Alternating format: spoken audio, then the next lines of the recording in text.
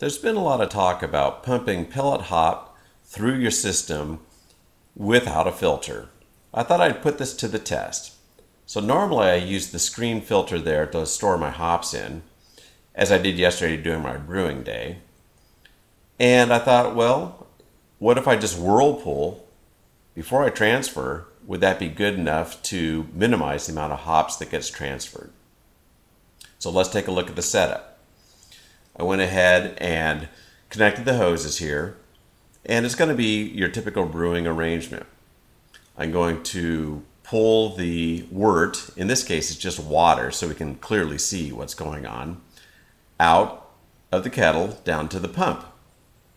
From the pump I have the three-way valve there set up to direct the wort back up through the copper pipe, which has an elbow on the end to give us a nice whirlpool action while in the kettle.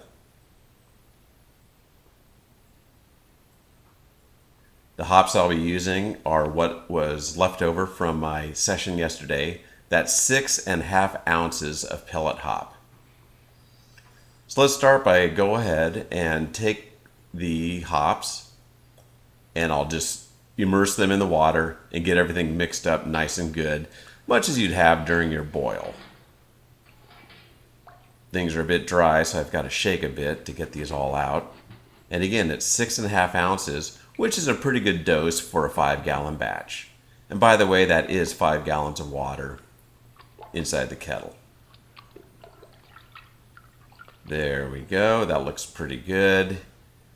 Now I'm going to go ahead and do a manual whirlpool just to try to get some of the material to bulk up in the middle, so I don't start sucking it right up once I turn the pump on. I let this happen for about 5 minutes before turning the pump on. Here we go, the pump's running. And I'm going to go ahead and let the pump run for about 5 minutes altogether as well to give us a nice whirlpool action before I start to transfer. During the transfer here, you'll notice that I'm using a screen so we can see how much hop material is actually coming through. You can start to see what the bottom of the kettle looks like. And I thought it'd be interesting to take a look in a clear glass at what some of the runnings look like. You can see there, apart from the color, is actually quite clear. So far so good. The pump has not clogged up. It continues to run just fine. I've adjusted the flow rate to be a reasonable amount.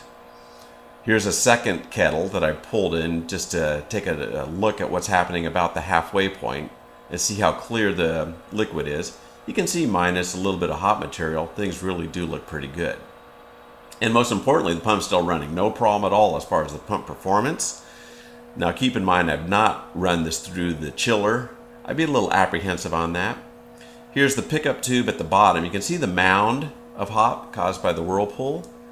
The fact that I'm picking up from the bottom means I'm starting to pull up some of the hop material at this time. So I'd probably want to change that to the side. So here's the results of it all. The first kettle here, the first pot here is what came out of the kettle first. You can see a certain amount of hop material floating on the top. The second pot, very clear, no real problems whatsoever. The green Guinness glass there is the one we showed before. Very clear, very little material. And here in the other glass, you can see a little bit of material that settled to the bottom. So it looks like you can go ahead and pump okay. I'd probably want to change my pickup tube to try to minimize the amount of material that comes through. But all in all, I'd say a successful project. Welcome your comments on this. Take her easy.